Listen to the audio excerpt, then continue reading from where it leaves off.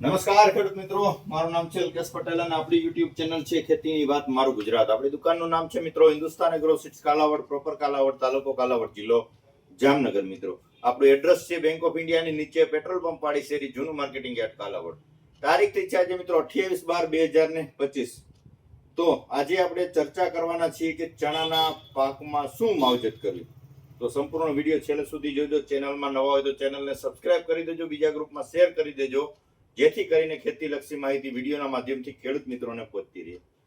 મિત્રો આજે આપણે ચણાના પાકના વાત કરીએ તો ચણાના પાકમાં ઘણા બધાને અત્યારે પીળિયાનો રોગ આવી ગયો છે, સુકારાના પ્રશ્ન છે. તો સર્વપ્રથમ આપણે વાત એવી કરીએ કે આપણે જ્યારે વાવેતરનો સમય હોય ત્યારે એક જ ખેડૂત મિત્રોને ભલામણ કરતા હોય કે ભાઈ બીજ માવજત કરજો ખાસ. અત્યારે જે પ્રશ્ન છે એમાંથી 80% જે પ્રશ્ન છે જેને બીજ માવજત નથી કરી. પહેલો મુદ્દો આ.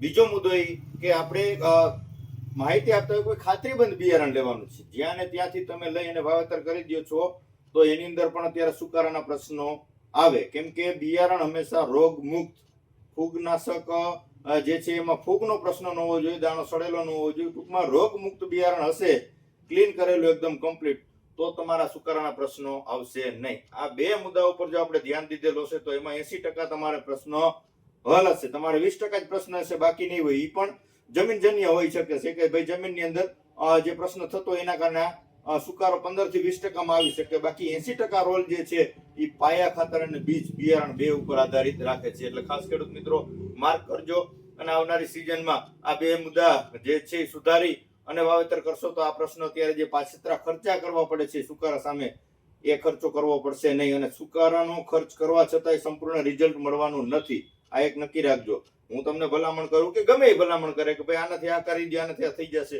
100% રિઝલ્ટ મળે નહીં. આ એક નક્કી રાખવાનું છે, બરાબર છે.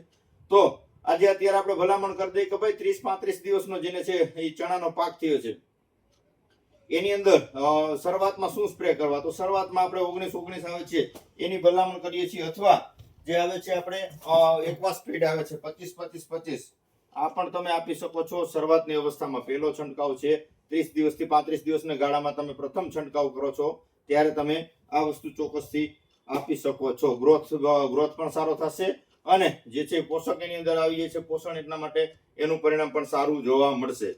અને શરૂઆતની અવસ્થામાં ગ્રોથની જરૂર હોય તો ત્યારે ડોક્ટર પ્લાન્ટ પ્રોટેક્શનનું સંગમ પંપે 40 ml નાખી દેશો. તમારો પાક પીળો પડી જતો હોય છે, શરૂઆતમાં ગ્રોથ અટકી ગયેલો હોય છે, 40 ml નાખશો તો સારામાં સારું પરિણામ એના થકી મળી રહેશે. પછી શરૂઆતની અવસ્થામાં ઈયળ હોય પ્રથમ છંટકાવની અંદર તો ઇમામેક્ટિન બેન્ઝોએટ અથવા આ 5% આવે છે, અથવા 1.9 ડોક્ટર પ્લાન્ટ પ્રોટેક્શન નો આવે છે પેન્થર, પંપે 20 ml નાખી દો અથવા પંપે 10 ગ્રામ, સારામાં સારું પરિણામ તમને ઈયળની અંદર જોવા મળશે. ત્યાર પછી આપણે ભલામણ કરીએ છીએ એફએમસી નો આવે છે કોરાજેન, પંપે 5 ml આપી દો. તમારા કોઈ પણ અવસ્થામાં કોઈ પણ સ્ટેજે પંપે 5 ml આપશો તો સારામાં સારું ઈયળમાં તમને કોરાજેનનું રિઝલ્ટ મળી રહેશે. મિત્રો હવે જે મિત્રોને પિયત આપવું છે, પાણી આપવું છે, તો પાણી સાથે શું માવજત કરવી. મહિના દિવસ કે 30-35 કે 40 દિવસના ચણા થઈ ગયા છે અને ક્યાંક સુકારો દેખાય છે અને પિયત આપવું છે, તો પિયતમાં આપણે ભલામણ કરશું કે કુપ્રોફિક્સ ઉપર છંટકાવમાં પણ આવશે. પંપે 35 થી 40 ગ્રામ અને વીઘે 200 ગ્રામ પાણી સાથે પીવડાવી શકો છો.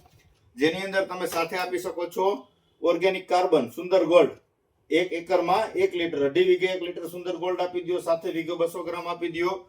કુપ્રોફિક્સ તમામ સમસ્યાનું સમાધાન જે છે જમીનજન્ય જે કઈ સુકારાની સમસ્યાઓ છે તે મૂળનો વિકાસ થતો નથી, જમીનમાં કઈ જે કઈ ખોરાક પીડ્યો છે છોડ લઈ શકતો નથી, તો એના માટે સચોટ અને સારું પરિણામ આપતી પ્રોડક્ટ એટલે કે સુંદર ગોલ્ડ અને કુપ્રોફિક્સ. સુંદર ગોલ્ડની સાથે તમે રીડોમિલ ગોલ્ડ આપી શકો છો 200 ગ્રામ, અથવા 35% જે આવે છે મેટાલેક્ઝિલ, કોઈ પણ સારી કંપનીનું લઈ શકો છો. 35% મેટાલેક્ઝિલ વીઘે 200 ગ્રામ આપી શકો છો.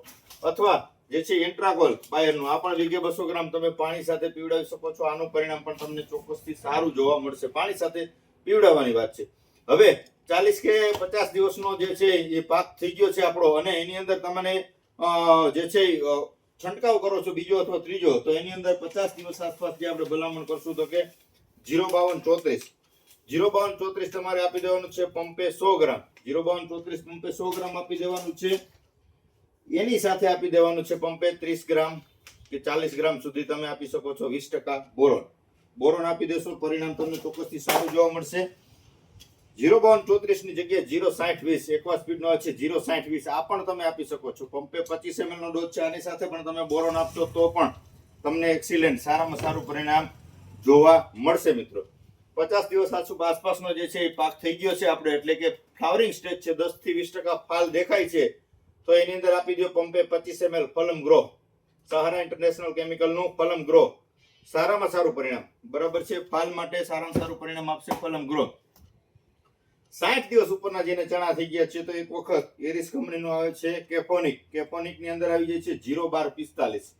આ ગ્રેડ ખૂબ જ સારો છે. આ ફૂગનાશક તરીકે પણ કામ આપે છે અને જે છે માઇક્રોન્યુટ્રન તરીકે એટલે કે પોટાશ તરીકે અને ફોસ્ફરસ તરીકે પણ કામ આપે છે. તો ચોક્કસથી તમે આ 60 દિવસ ઉપરનો પાક થાય ત્યારે તમે આ જે છે કેફોનિક પણ એરિસનો આપી શકો છો. હવે જે મિત્રોને જાંબુડિયાના પ્રશ્ન છે, ઘણા બધા મિત્રોનો ફોન આવે છે કોઈ જાંબુડિયો છે, તો જેને જાંબુડિયો હોય છે એને એક વખત અવશ્ય 05234 અથવા 06020, કેમ કે અમુક જે છે અવસ્થા એવી હોય છે કે જેને ફોસ્ફરસની ઉણપ હોય તો પણ જાંબુડિયાની અસર જણાતી હોય છે. અથવા ઝીંક જે આવે છે જીનાત્રા એફએમસી નું, ઘણી બધી કંપનીના આવે છે. પંપે 25 ml ઝીંક આપી શકો છો અથવા 25 ml જે આવે છે 06020. બેને ભેગું કરવાનું નથી, અલગ અલગ ડોઝ આપવાનો છે, કેમ કે ફોસ્ફરસ અને ઝીંક ભેગું થાય નહીં. ભલે ચિલેટેડ ફોર્મ ની અંદર આવે તો ભેગું થઈ શકે છે, ડોઝ થઈ શકે છે, પણ છતાં આપણે અલગ જ છંટકાવ લઈ લેવાનો છે. ઝીંક આપો છો ત્યારે ઝીંક આપી દો, ફોસ્ફરસ આપો છો ત્યારે ફોસ્ફરસ આપી દો. ફૂગનાશક આપવાના થતા હોય છે, પછી રાસાયણિક ખાતરના ગ્રેડ આપવાના થતા હોય છે. તો આ પ્રકારે તમે જે છે ઝીંક આપી શકો છો અથવા ફોસ્ફરસ આપી શકો છો, તો જાંબુડિયાની અંદર પણ તમને સારામાં સારું નિયંત્રણ મળી રહેશે.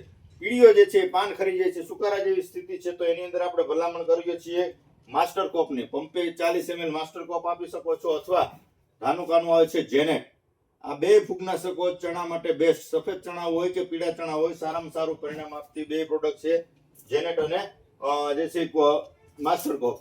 ત્યાર પછી આવે છે પેપી. આની અંદર બે ટેકનિકલ આવી છે, પ્રોપિકોનાઝોલ અને ડાયફેનાકોનાઝોલ. આ પણ ચણા માટે સારામાં સારી વસ્તુ છે. ચણાના ફૂગનાશકમાં સારામાં સારું પરિણામ આપતી પ્રોડક્ટ. પંપે 25 ml આ નાખી દેશો આ બે કન્ટેન્ટ વાળું, તો પણ તમને ખૂબ જ સારું પરિણામ જોવા મળશે મિત્રો.